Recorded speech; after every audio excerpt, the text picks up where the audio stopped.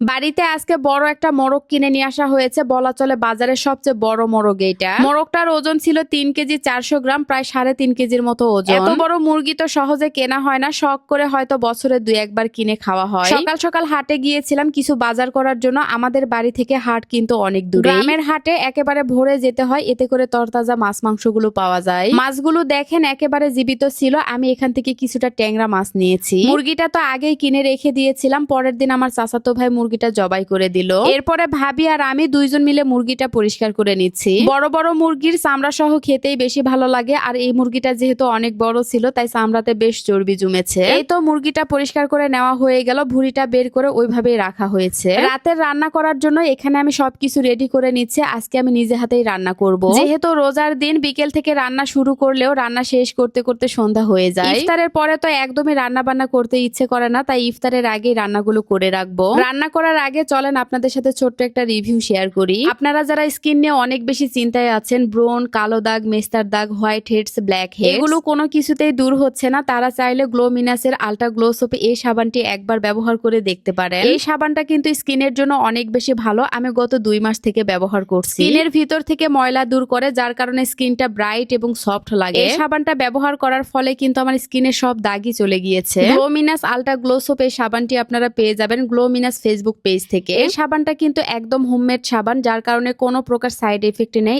একদম natural. গ্লোমিনাস ultra glow soap এই সাবানটি শুধু গ্লোমিনাস ফেসবুক পেজেই পাবেন, অন্য কোথাও পাবেন না, কারণ এটা তাদের নিজস্ব তৈরি। এছাড়াও স্কিনের যে কোনো সমস্যার সাজেশন পেতে গ্লোমিনাস ফেসবুক পেজে ইনবক্স করতে পারেন। এরপরে এই তো আমি রান্না বান্না বসিয়ে দিলাম। গ্রামের বাড়িতে আসলে মাটির চুলাতেই রান্না করা হয়। বাড়িতে যদিও সবার ঘরে ঘরে গ্যাসের চুলা আছে, তারপরে মাটির চুলায় রান্না করতে অনেক বেশি ভালো লাগে। প্রথমে আমি মুরগির পা, গিলা, কলিজা রান্না করব, তাই মশলা কষিয়ে নেওয়ার পরে দিয়ে দিলাম। মুরগির পা গুলো পোড়ার সময় চুলার মধ্যে পড়ে গিয়েছিল, যার কারণে পা গুলো কালো কালো হয়ে আছে। পা গুলো ভালোভাবে কষিয়ে নেওয়ার পরে ঝোলের জন্য সামান্য একটু পানি দিয়েছিলাম। কিছুক্ষণ পরে এই তো রান্নাটা হয়ে গেল, তারপরে নামিয়ে নিলাম। রোজা থেকে রান্না করতে গেলে একটু ভয়ই থাকে, তারপরে রান্নাটা কিন্তু অনেক সুন্দর হয়েছে। এবার আমি মুরগির চামড়া গুলো কষিয়ে নিব। মুরগির চামড়া দিয়ে শিম ভাজি রান্না করা হবে। মুরগির চামড়া দিয়ে শিম ভাজি অথবা বাঁধাকপি ভাজি করলে খেতে কিন্তু ভীষণ স্বাদ লাগে। মুরগির চামড়া কিন্তু আলাদা করে রাখাই হয় শিম ভাজি, কপি ভাজির মধ্যে দেওয়ার জন্য। আজকে কিন্তু এক পাতিল শিম ভাজি রান্না করা হবে। চামড়াগুলো রান্না করার পরে দেখেন গরুর ভুঁড়ির মতো লাগছে, উপরে তো তেল ভেসে উঠেছে। তারপরে আমি তরকারিটা নামিয়ে নিলাম। শিম কষিয়ে নেওয়ার পরে সাথে এগুলোও দেওয়া হবে। এবার আমি আরো একটা তরকারি বসিয়ে দিচ্ছি, সামুদ্রিক মাছ রান্না করব। আমার বড় ভাই সামুদ্রিক এই টুনা ফিশটা খেতে ভীষণ পছন্দ করে, তার নাকি অনেক বেশি ভালো লাগে। তাই বাসা থেকে আসার সময় এই 4 পিস মাছ আমার ভাইয়ের জন্য এনেছিলাম, তো সেইগুলোই আজকে আমার ভাইকে রান্না করে খাওয়াবো। তরকারিটা রান্না করা হয়ে গেল, তারপরে নামিয়ে নিলাম। এখন শিম ভাজি রান্না করা হবে।